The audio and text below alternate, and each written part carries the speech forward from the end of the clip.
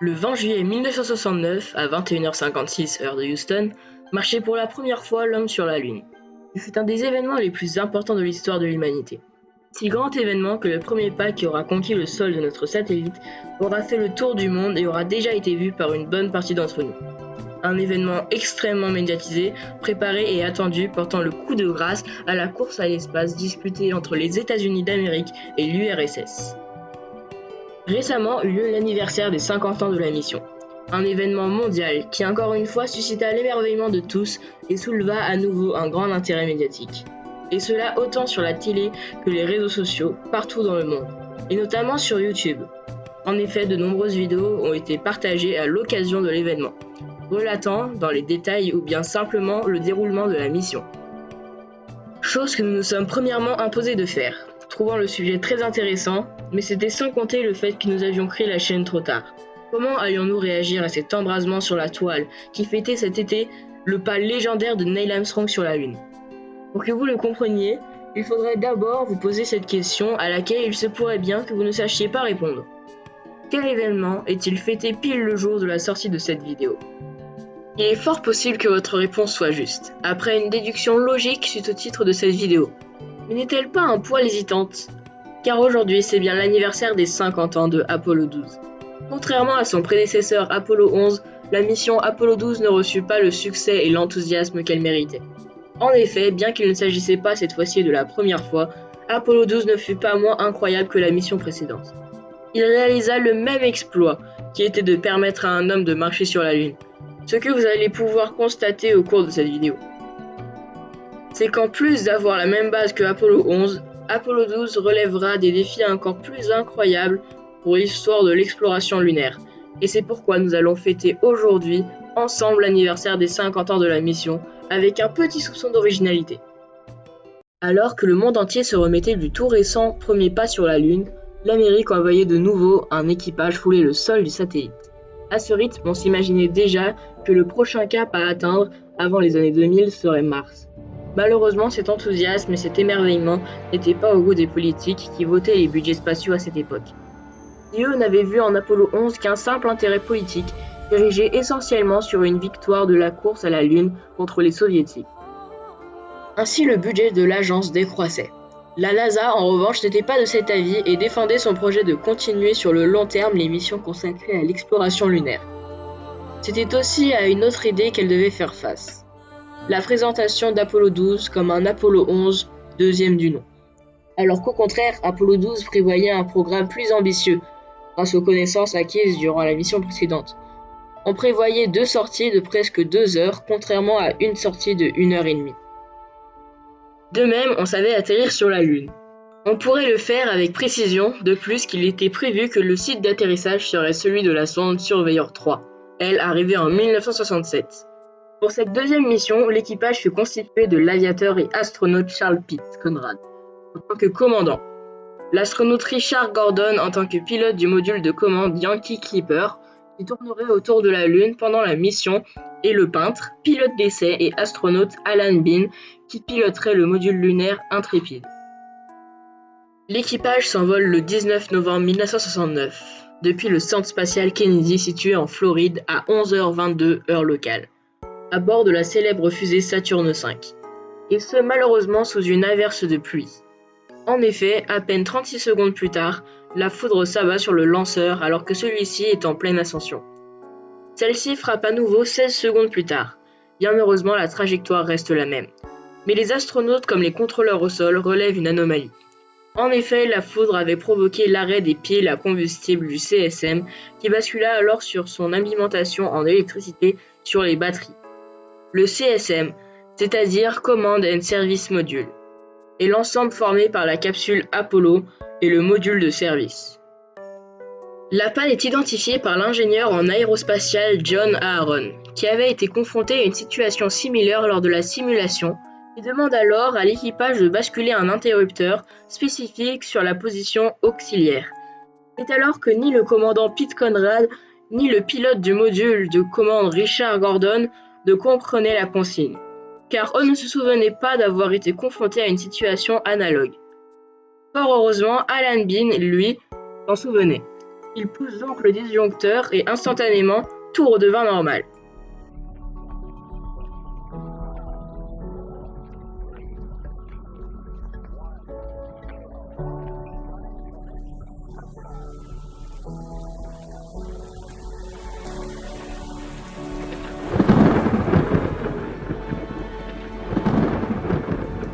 I don't know what happened here. We had everything in the world drop out. We got 3 fuel cell lights, an AC bus light, a fuel cell disconnect, AC bus overload 1 and 2, main bus A and B out. Évitant ainsi une annulation certaine de la mission. Aaron fut d'ailleurs surnommé par ses collègues Steely-Eyed Missile Man, ce qui signifiait l'homme fusée au regard d'acier. Un quart d'heure plus tard, les 3 astronautes sont en orbite terrestre. Après cette mise en orbite parfaite, ainsi qu'un tour et demi autour de la Terre, les circuits électriques sont contrôlés et aucun problème significatif n'est relevé. Alors le 3e étage du lanceur Saturn V S4B se rallume à nouveau pour 5 minutes et 45 secondes, permettant à l'équipage de se placer dans une trajectoire translunaire à retour libre, c'est-à-dire une trajectoire qui, en partant d'un premier corps céleste, mène à la Lune, le second corps céleste, dans laquelle la gravité du second corps permet au véhicule spatial un retour au premier corps céleste sans propulsion. Conrad, Gordon et Bim entament alors le chemin qui les mènera jusqu'à la Lune. En d'autres termes, ils réalisent l'un des actes les plus dangereux de la conquête spatiale. Ils quittent la Terre environ 40 minutes plus tard. Yankee Clipper, le Command and Service Module, se sépare du S4B, puis s'amarre à Intrepid, le LM signifiant Lunar Module. S4B, devenu inutile, est donc largué. Il doit frôler la Lune afin d'être catapulté vers le Soleil pour rejoindre en orbite héliocentrique, c'est-à-dire une orbite ayant pour centre le Soleil. Mais basé sur des données incorrectes des commandes de trajectoire qui faussent le taux de carburant, celui-ci ne parvient pas à rejoindre l'orbite héliocentrique prévue et passe beaucoup trop loin de la Lune. Ainsi, il est encore beaucoup trop proche de la Terre dans une orbite terrestre fortement elliptique. Heureusement, ce malheureux incident ne peut engendrer aucun impact sur la mission. Les 3 astronautes continuent donc leur chemin. Afin de modifier la trajectoire du CSM, permettant ainsi de préparer la future insertion dans l'orbite lunaire, une unique manœuvre est réalisée le 15 novembre. Apollo 12 atteint alors l'orbite lunaire le 17 novembre, après 4 jours de voyage. Le CSM contourne premièrement la Lune, puis à environ 97 miles d'altitude, soit environ 156 km, il se place dans une orbite elliptique grâce au moteur SPS, signifiant Service Propulsion System, puis s'allume pendant environ 6 minutes. 2 révolutions plus tard, le SPS s'allume à nouveau afin de circulariser l'orbite. Conrad et Bean passent alors dans le LM Intrepid, saluent leur compagnon Richard Gordon qui restera autour de la Lune dans le CSM Yankee Clipper, puis entament la séparation des 2 engins après 107 heures et 54 minutes de vol. Dans les 109 heures et 23 minutes de mission, les manœuvres de descente commencent. La descente est principalement automatique, mais l'un des objectifs de cette mission est un alunissage de précision. C'est donc dans les derniers instants que Pete Conrad prendra les commandes de Intrepid, afin de poser le plus proche possible du site prévu. Pour Apollo 12, le LM est censé allunir près de la sonde Surveyor 3, dans une région nommée l'Océan des Tempêtes, à environ 1300 miles à l'ouest du lieu où a précédemment alluni Eagle, le LM de Apollo 11, soit environ 2092 km. Afin de ne pas endommager la sonde avec de la poussière lunaire qui pourrait être soulevée durant l'alunissage, Conrad doit se poser sur un site correctement éloigné, qu'il surnomme officieusement Pete's Parking Lot, en français, le garage de Pete. Mais Conrad juge celui-ci trop escarpé, aussi décide-t-il d'allunir plus loin. Le nouveau site choisi les amène alors plus proche que prévu de Surveyor 3, à seulement 183 mètres de la sonde. La limite pour l'alunissage était à 500 pieds de Surveyor 3, soit environ 152 mètres. L'alunissage de précision prévu pour Apollo 12 est donc fièrement réalisé. Une nouvelle victoire comparée à Apollo 11, qui ne sera pas parvenu à poser seulement à 7 km du lieu choisi. Mais Conrad et Bean vont devoir attendre un peu moins de 5 heures avant de pouvoir fouler la surface lunaire, car une longue liste de vérifications les attend. Enfin vient le moment pour Conrad de poser pour la toute première fois son pied sur la Lune. En référence à Neil Armstrong, le commandant de Apollo 11, Conrad s'exclame de manière enjouée. Youpi, c'en était peut-être un petit pour Neil, mais c'en est un grand pour moi.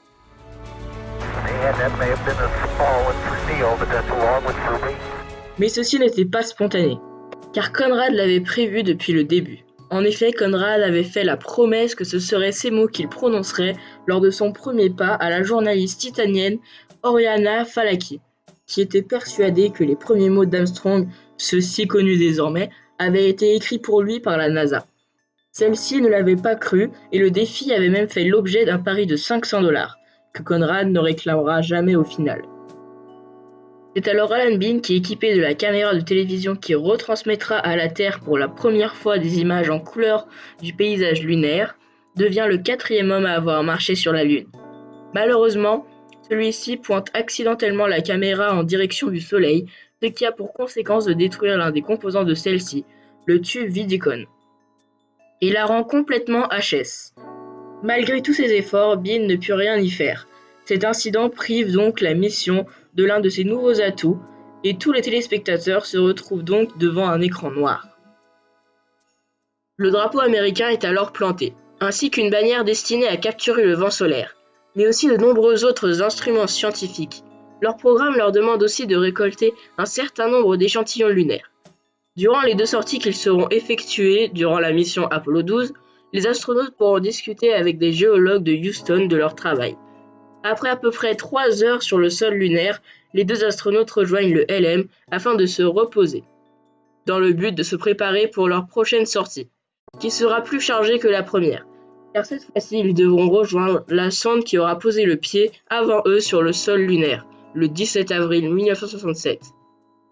C'était l'un des principaux objectifs de la mission, qui constituait une des raisons pour laquelle un atterrissage précis avait été prévu. Ils récupèrent alors environ 10 kg d'éléments divers sur Surveyor 3, afin d'en apprendre plus sur la manière dont vieillit ce genre de matériel dans l'environnement lunaire. Ils ramènent en outre la caméra de Surveyor 3, désormais exposée au Air and Space Museum de Washington. Après quelques dernières photos, les astronautes retournent dans le LM en réunissant pour cette sortie près de 18 kg de divers échantillons. 6h40 plus tard, la partie supérieure d'Intrépide décolle alors, emportant avec elle les 2 astronautes et leur matériel. Conrad et Bean rejoignent alors Yankee Clipper où les attend Richard Gordon, leur coéquipier. La partie supérieure d'Intrépide est alors expulsée vers la Lune. Ainsi, grâce au sismomètre installé par les 2 astronautes, les vibrations sont ressenties, pendant plus d'1 heure. Les 3 compagnons, après cet incroyable voyage, savourent alors leurs derniers instants en orbite lunaire, avant de quitter pour toujours notre satellite. Sur le chemin, ils ont la chance inouïe d'observer une éclipse solaire formée avec la Terre, qu'ils prendront en photo afin de partager avec le monde cet instant magique. Enfin, le 24 novembre 1969, Conrad, Bean et Gordon atteignent l'orbite terrestre et effectuent tous les 3 la rentrée atmosphérique, à l'issue de laquelle Yankee Clipper amérira dans l'océan Pacifique. Ce dont les astronautes ne sont pas au courant, c'est que depuis le 14, une partie des techniciens craignent que le système pyrotechnique qui déclenche l'ouverture des parachutes ait été endommagé, lors de l'orage qui a frappé Saturn V au lancement. Et là, ce n'est que le destin qui nous le dira. Et les 3 compagnons continuent donc leur descente, fiers de la mission qu'ils viennent d'effectuer. Tandis qu'à Houston, tous croisent les doigts pour que celle-ci se termine bien. À 15h58 et 24 secondes, Yankee Clipper, accompagné de Charles Conrad, Alan Bean et Richard Gordon, amérit dans une giclée d'eau au beau milieu de l'océan Pacifique. L'amérissage est parfaitement réalisé. Les 3 astronautes complètent alors avec succès cette incroyable mission qui succéda à Apollo 11, qui dura 10 jours, 4 heures, 36 minutes et 25 secondes. Récolta environ 34 kg d'échantillons, avec environ 31h30 passées sur la Lune, dont 7h27 hors du LM, ainsi que 45 orbites autour de la Lune effectuées par Richard Gordon durant une période de 89 heures. Revenons-en aux derniers instants de la mission. Très vite, des hélicoptères vont arriver, puis des canots seront largués avec des plongeurs. Malheureusement, sous le choc de l'amérissage, une petite caméra de 16 mm vient percuter l'arcade sourcilière d'Alan Bean qui s'évanouit. Il s'en sort avec 6 points de suture. Puis les 3 astronautes ainsi que l'équipe qui les avait récupérés sont placés pendant quelque temps en quarantaine afin d'éviter de transmettre le moindre germe dangereux provenant de la Lune. Cette précaution, déjà utilisée durant Apollo 11, était assez ironique en y réfléchissant bien, puisque Yankee Clipper avait été ouvert à l'air libre sans aucune protection. Mais les astronautes transportaient bien avec eux une bactérie, la Streptococcus mitis. L'hypothèse gardée est que ces bactéries proviendraient de la caméra de Surveyor 3, qui se serait accidentellement logée à l'intérieur de celle-ci avant le lancement de la sonde, 31 mois plus tôt, et serait parvenue à survivre à l'environnement lunaire. Mais cette hypothèse n'est pas la seule. Il y a aussi des risques que les bactéries aient été déposées par les astronautes eux-mêmes en récupérant la caméra. Quoi qu'il en soit, c'est ainsi que se termine cette incroyable mission qu'est Apollo 12. Mission grâce à laquelle l'aventure lunaire a pu continuer depuis. En effet, alors que Richard Gordon souhaitait retourner sur la Lune dans le but d'y marcher cette fois-ci durant la mission Apollo 18, mais s'aventura plutôt dans le développement de la fameuse navette spatiale. Alors que Pete Conrad, lui, commanda le premier équipage de la station américaine Skylab en 1973, avant de décéder le 8 juillet 1999 d'un accident de moto. Et alors que Bean, lui aussi, eut l'occasion de devenir commandant d'une mission Skylab 3, avant de quitter la NASA en 1981 afin de se consacrer entièrement à la peinture, grâce à quoi il nous a ramené dans un style inspiré des impressionnistes français, les clichés en couleur de la Lune qu'il n'a pas pu prendre. Et ce, grâce à quoi il est aujourd'hui considéré comme le premier artiste à avoir été sur la Lune. De nombreuses autres missions lunaires ont eu lieu, des missions qui permirent à la NASA de concrétiser son rêve de l'exploration lunaire, complétant en tout 6 missions sur la Lune, pour finir avec Apollo 17. La seule exception fut Apollo 13, la mission qui succéda à Apollo 12. Il s'agit de la mission qui faillit perdre dans l'espace un équipage d'une mission spatiale. Mais ceci est une autre histoire. Plus aucun homme n'a marché sur la Lune depuis le 14 décembre 1972, dernière date où le LM quitta notre satellite lors de la mission Apollo 17. Depuis, nous avons tellement évolué dans le domaine des sciences, nous sommes parvenus à envoyer plusieurs sondes sur Mars et une station spatiale internationale, développer un télescope qui nous aura incroyablement aidés. Mais jamais nous ne sommes retournés là-bas, sur le phare qui guide les astronautes. Jamais nous avons eu l'occasion de construire et de mettre en place cette base lunaire dont nous rêvions tant. Jamais nous n'avons pu effectuer Apollo 18, 19 ou encore 20. Et ceci pour le même problème qui a touché Apollo 12, la forte diminution du budget. Notamment car au moment de l'annulation des missions, les États-Unis sont déjà engagés dans la guerre du Vietnam, depuis près de 5 ans. Apollo, qui a coûté l'équivalent de 153 milliards de dollars, n'est ainsi plus la priorité du président de l'époque, Richard Nixon. Ainsi, la NASA se voit licencier 50 000 de ses 190 000 employés, faute d'argent. La base lunaire est donc remplacée par une base terrestre, le projet Skylab. L'intérêt pour la Lune s'est éteint petit à petit. Jusqu'à aujourd'hui. Ainsi est né il y a quelque temps le programme Artemis, développé par la NASA, qui prévoit cette fois-ci l'unissage de non pas 2 hommes, mais un homme et une femme. Mais ce n'est pas seulement au niveau national. Ainsi, la Russie envisage le premier vol habité russe pour 2031. La Chine, elle, a ainsi effectué le 2 janvier 2019 le premier alunissage d'un engin sur la face cachée de la Lune et souhaite y poser un homme vers 2036. L'Europe, elle, surtout engagée dans l'international, se prépare à poser son premier engin sur la Lune en 2025. Mais aussi l'Inde qui a envoyé la sonde Chandrayaan-2 autour de la Lune cet été. Le monde entier s'engage dans la poursuite de cette magnifique aventure. Sur les traces des très célèbres missions Apollo, dont on fête aujourd'hui les 50 ans. Car en réalité, on ne célèbre pas le passé, on célèbre le futur. Ce deuxième épisode des Merveilles du Cosmos est à présent terminé, en espérant qu'il vous aura plu et fait découvrir une mission unique et fabuleuse. Si le cœur vous en dit, vous pouvez liker la vidéo, la partager et même vous abonner. Cela nous ferait extrêmement plaisir. Le prochain épisode est prévu pour janvier, alors tenez-vous au courant. Dernier message avant de vous quitter. Cet épisode est en mémoire des 3 astronautes de la mission Apollo 12. Pete Conrad, décédé le 8 juillet 1999 lors d'un accident de moto. Richard Gordon, décédé le 6 novembre 2017, et Alan Bean, décédé le 26 mai 2018.